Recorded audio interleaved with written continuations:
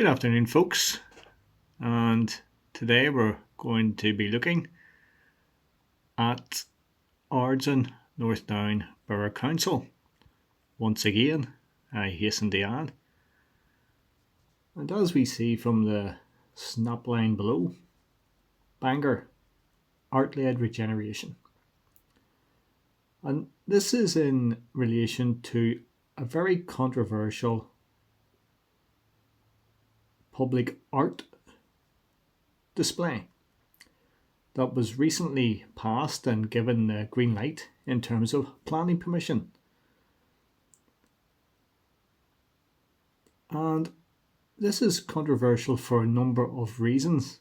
There is a lot of secrecy around these three items of public art, and many Ards North Down Borough Council ratepayers aren't happy with it, and I completely concur with them. I wouldn't be one bit happy with it either, I can assure you. No chance. But anyway, what we're going to do is we're going to look at these pieces of sculpture, as they're termed, and we're going to talk about the cost, which I shall reveal later on in the video.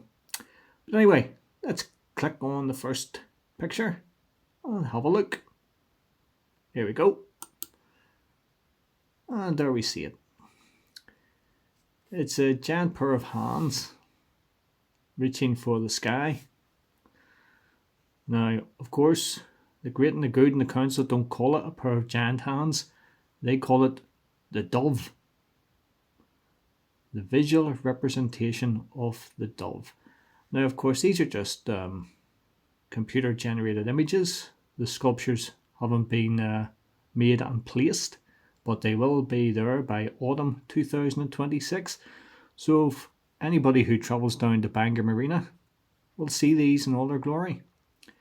But anyway, there we go. There's the first one. Let's see. There's the second one.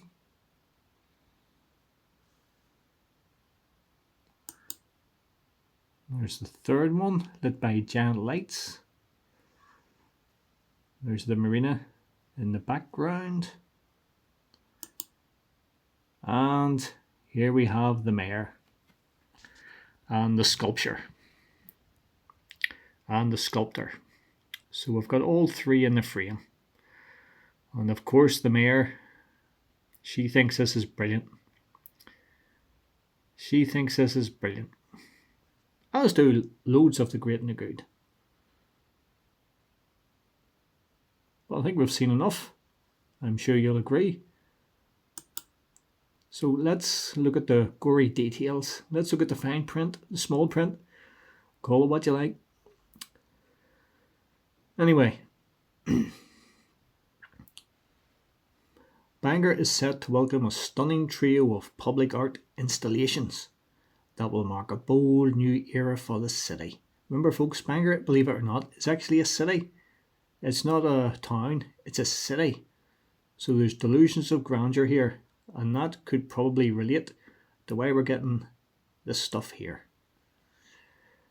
And it goes on to say, the proud Bangor resident, Colin Davison, whose work will reflect the city's regeneration and spirit. I never seen much regeneration and spirit in Bangor, let me tell you. Anyway, it goes on to say, thanks to significant funding from the Department of Communities, these sculptures will anchor the revitalised city centre. You couldn't make it up, you just couldn't make it up. Complementing the transformative developments of Queen's Parade and the Bangor Waterfront City Deal. So Bangor's got a city deal too. Everybody's getting a city deal. Even Glengormley's getting a city deal.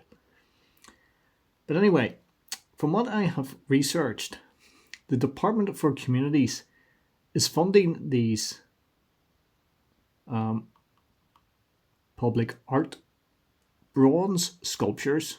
Only the best will do for Bangor. Bronze sculptures. To the tune of £1 million of taxpayers' money. The other 300,000 for the swan and the crab amounts to 300,000, I believe. Now, if somebody knows different, certainly correct me on that if I'm wrong. But ratepayers at Ards North Down Borough Council are shelling out £300,000 of ratepayers money for these. We also have the Swan, located at Picky Fun Park, celebrating grace and community. And I believe the little pedalos at the Picky Fun Park are swans themselves. And then we have the Crab, positioned at Eisenhower Pier, honouring Bangor's coastal heritage. All well and good. But many will rightly question why £1.3 million is being spent on public art when the roads around Bangor and Newton Ards are quite frankly a disgrace. Why they're littered with potholes and the tarmac starting to lift. I mean, it's like something out of a third world nation or a banana republic. Our roads in Northern Ireland, they're just disgraceful. And there doesn't seem to be any quick fix to the problems that we face as motorists. Yet, what the great and the good will do, such as the Mayor and others on these councils, they will talk this up no end, while attempting to talk down to anyone who raises the issue about the roads and the potholes and the surface that we're actually paying for to drive our cars on. You're seeing, you shouldn't be raising those issues. You should be applauding this type of stuff here. And that in my book is a huge problem.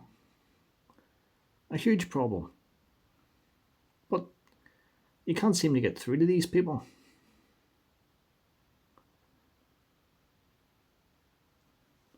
It goes on to say this is a landmark moment for Bangor, one that blends art, identity and regeneration. I mean, it's just cliches and throwaway lines and platitudes and everything else, isn't it, folks? We've heard all this before, and we keep hearing it time and time again. But I can also assure you that where these sculptures are located, such as the marina and the Picky Fun Park, these will be a magnet for antisocial behaviour, underage drinking, gathering spots, and I think these things could become targets for graffiti in the months and years ahead. They can say, well, we can protect them with CCTV, but sure, what's done? Nothing. But tell me what you think. Do you think this is a wise use of £1.3 million of taxpayer and ratepayers' monies? I certainly don't. But let me hear your opinion. Tell me what you think. Let me know your views. And I'll see us all on the next video.